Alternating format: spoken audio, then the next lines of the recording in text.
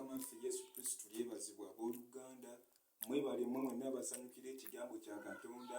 Mwebale abakkiriza enjiri eno. Mwebale abawuliriza enjiri ewatali kweganya. Katonda kibabalire abawe ekikatiddwa, ekisukundiddwa era ekyomuyiika. Enjiri yaffe ya leero egamba ensonga ezaleeta Yesu. Naye nga tetunnatandika njiri eno tetunnagisabuukulula. Twetaaga okuyiga lwaki Yesu yava waggulu Katonda n'amutuma ajje wano ku nsi. Tuyige ebintu lwaki Yesu yajja na biki ebyali ebigendererwa bye nga Yesu nga Pawulo bw'agamba mungoberere nga nange bwe ngoberera Kristo. We should try to emulate Christ. Ekituyisa abakristaayo kuba tugoberera Kristo. So you should always live a purposeful life and a life of intentions, because whenever you do things when they are godly purposed and they are intentional, you succeed. Buli lw'okola ekintu nga okikola n'ebiteeso bya Katonda era nga olina ekigendererwa ekirungi owangula. So enjiri yaffe eya leero, ensonga ezaleeta Yesu. Ensonga namba emu, Yesu tugisoma mu kitabo kya Luka 19 olunyiriri olw'ekkumi. Luka 19 olunyiriri olw'ekkumi egamba bwe bati, kubanga omwana w'omuntu yajja okunoonya n'okulokola ekyo ekyabula. So Jesus came to seek and to save the lost souls. Teweekikanga mu kkubo lya Yesu Kristo nga anoonya emyoyo. So Jesus came to save and restore lost souls back to God's heavenly kingdom. Era Katonda atubanja myoyo. Wangi? Katonda atubanja myoyo. Era ffe abalokole, we born again, we are agents of Christ to win souls. Tuli batume ba Katonda okuwangula emyoyo. Yesu kyavagamba bayigirizwa be, mujje mungoberere mutandike okuvubanga abantu. Wagamba nti follow me and I will make you fishers of men. Kubanga abayigirizwa nga talina nga abanoonya yabasanga ku nnyanja nga bavuba byennyanja kwefunira ssente, ne Yesu n'abagamba mungoberere munaabeera nga muvuba bantu, nga ategeeza okuvuba emyoyo.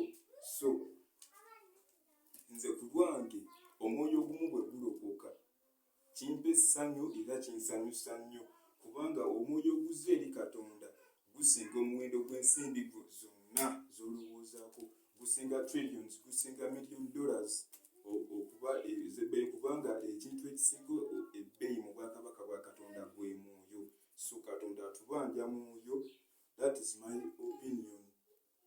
You should always be a soul winner, not a money maker. Kiwandiike ekyo.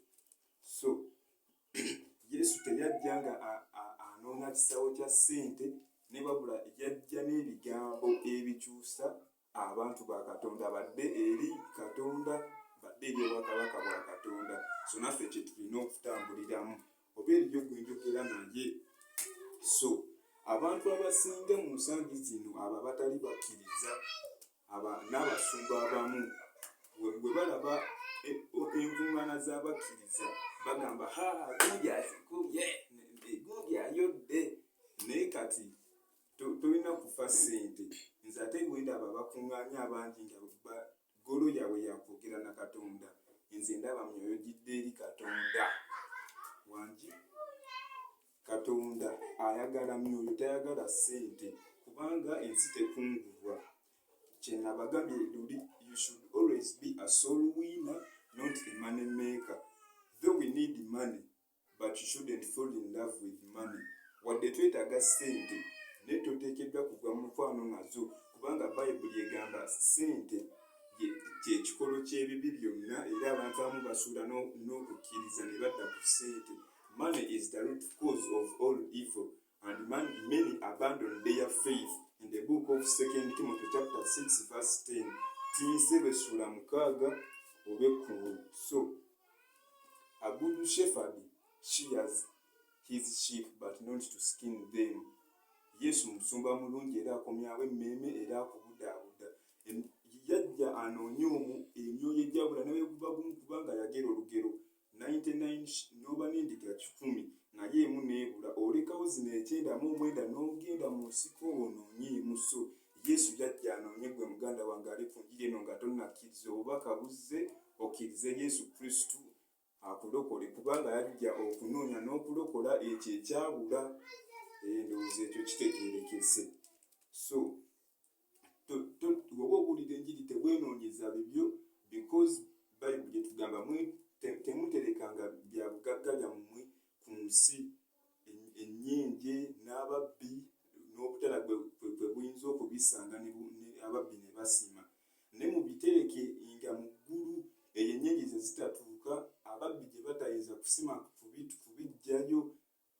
Ebyo byonna abyogera mu kitabo kya Matayo essula 6:19. So Matthew chapter 6 verse 19 ngamba ki? Whoever seeks for treasures on earth has no eternity, but whoever looks for treasures in heaven has eternity. Kiwandiiko ekyo. Buli anoonya ebyobugagga ku nsi talina bulamu butaggwaawo, naye oyo anoonya ebyobugagga eby'omu ggulu, oyo yalina obulamu obutaggwaawo. Oba eriyo gwe njogera naye, I think buli omu akitegedde. Era eyo eryongerayo n'egamba n'okugamba nti kubanga ebyo ebijjula ku mutima gw'omuntu byo byakungula. So kyosigamu okwagala kwo era kyogenda okukungula, muganda wange ali ku njiri eno. So ensonga namba 2 eyaleeta Yesu Kristo, ensonga namba 1 tugimaze. Ensonga namba 2 Luka 10:19 eri ebadde Luka 10:10 eri Luka 10:19. The other one was Luke 19:10, but this time round it is Luke 10:19. It says, "Behold, I give you all the power and the authority to trample on the scorpions and the snakes and all the powers of darkness, and nothing shall be harmful to you." Agamba laba mbawadde obuyinza n'amaanyi gonna okulinnya ku misota n'enjaba ez'obusagwa n'amaanyi gonna ag'omulabe, so tewaabenga kinabakola obubi n'akatono. So our point number 2, the reasons why Jesus came, ensonga ezaleeta Yesu, yajja okutuwa amaanyi n'obuyinza ku Setaani. Jesus came to give us power and the authority over Satan, over the evil powers, over the powers of darkness. Kubanga ekyo Bayibuli naye ekyogera lwatu, kubanga bw'omala n'ova mu mikono gya Setaani aba akyakwagala era akuyigganya, kyo kye tuyita okuyigganyizibwa mu bulokole. So Yesu takulokola, takuwonya ku kujogebwa Setaani n'akuleka bulesaawo. He gives you power, he gives you the authority so that you can overcome, you can fight against the evilness of the Satan. So kubanga era ne Bayibuli egamba nti omwoyo omubi bwe gubeera gubadde mu nnyumba, nga kuba ffe tuli yeekaalu ya Katonda entukuvu, bw'ogaana okuteekamu omwoyo wa Katonda, gumala ne gukomawo ate ne dayimooni nnyingi. Agamba if an impure spirit is chased out of the house, ate gugenda mu nsi enkalu ne gujjayo emyoyo emibi ate egigusinga emirundi 7. Genda mu kitabo kya Matayo essula 12:43 paka ku 45. Matthew chapter 12 verse 45 to 45. So ono obuyinza Katonda bw'akuwa Yesu bw'atuwa okulwana ne Setaani n'okumuwangula. Bw'oyogera bwogezi kubanga ow'amaanyi ali mundaayo. Ayogera mu kitabo kyayo ebbaluwa ya Yokaana essula 4 olunyiriri olwokuna. 1 John chapter 4 verse 4, that greater is the one who is in us than the one who walks in the world. Owa atambula mu nsi munafu okusingako oyo ali mu ffe. So goal number 3, ensonga yaleeta Yesu Kristo, eri mu kitabo kya Yokaana essula 1:12. John chapter 1 verse 12 agamba nti John chapter 1 verse 12 egamba nti bonna abaamusembeza yabawa obuyinza okufuuka abaana ba Katonda, beebo abakkiriza erinnya lye. So kino omwoyo yampadde okubikulira yesu yajja okutukyusiza dna. Jesus came to change dna for us. So tekana kayimba ketuyimba, mu nyumba ya yesu ndi mwana, mu nyumba ya yesu ndi mwana. Oba eryakategeereyo.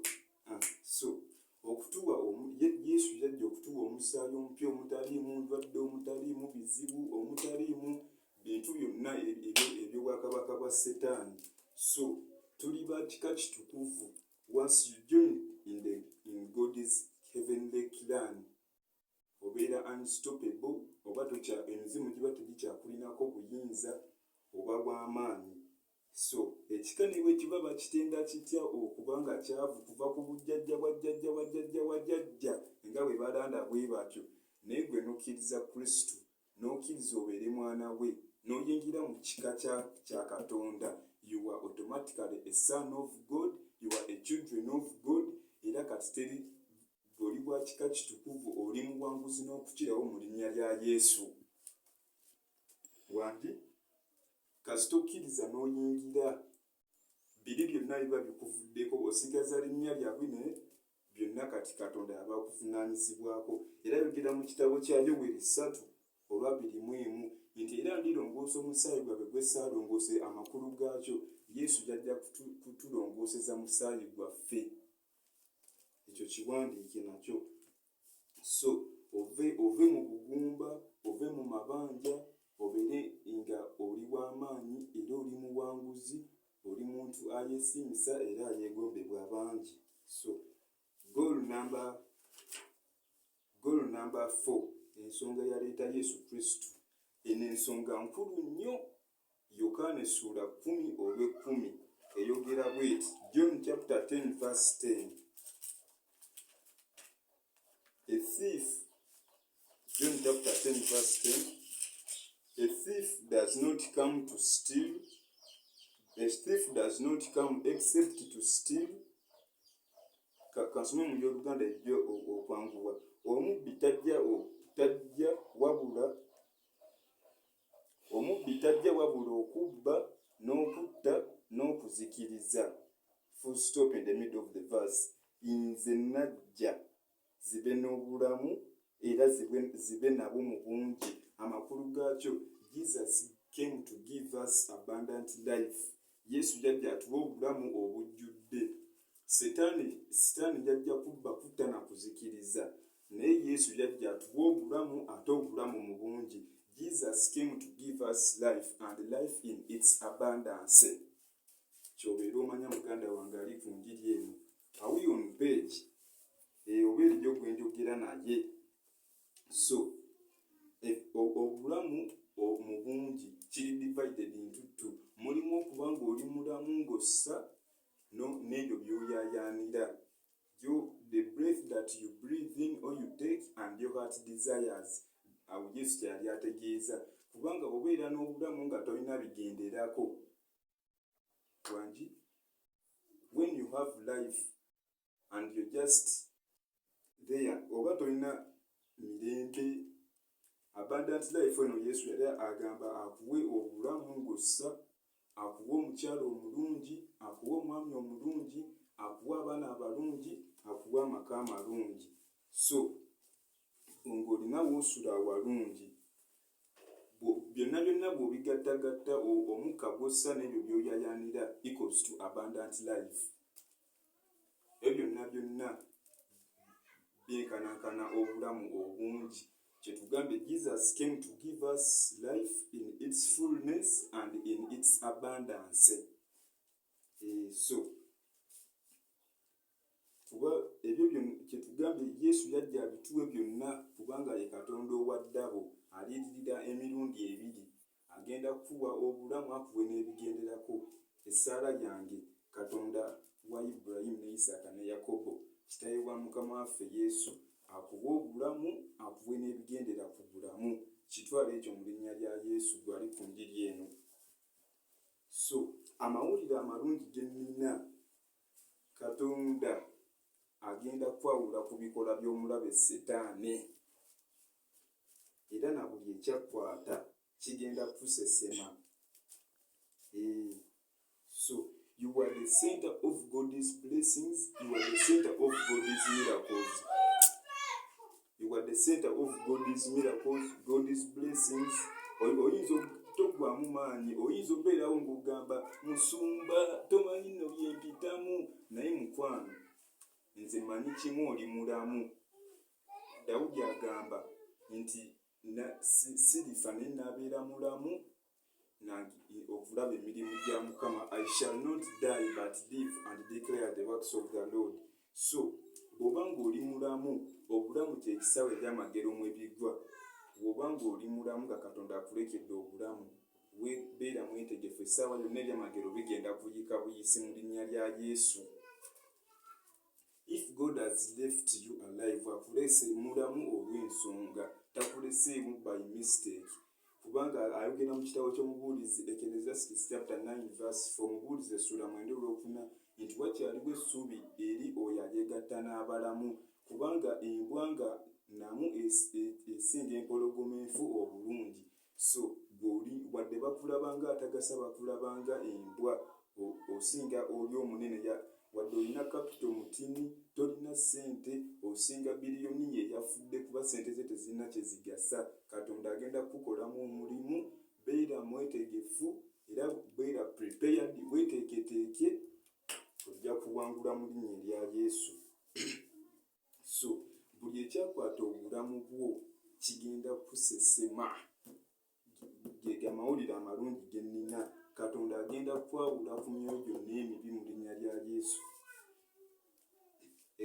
Ensonga esembayo eyaleeta Yesu Kristo, goal number 5, 1 John chapter 3 verse 8 egamba, whoever sins is of the devil, because from the beginning the devil does sin. Sins okuva oluberebere Setaani agamba akola ekibi wa Setaani, kubanga okuva olubereberye Setaani yakola ebibi. Omwana wa Katonda kyeyava alabisibwa amalewo emirimu gy'omulabe Setaani. So goal number 5 esembayo yaleeta Yesu Kristo. Ebbaluwa ya Yokaana essula 3:8 yajja okumalawo emirimu gy'omulabe Setaani. Jesus came to destroy the works of the devil.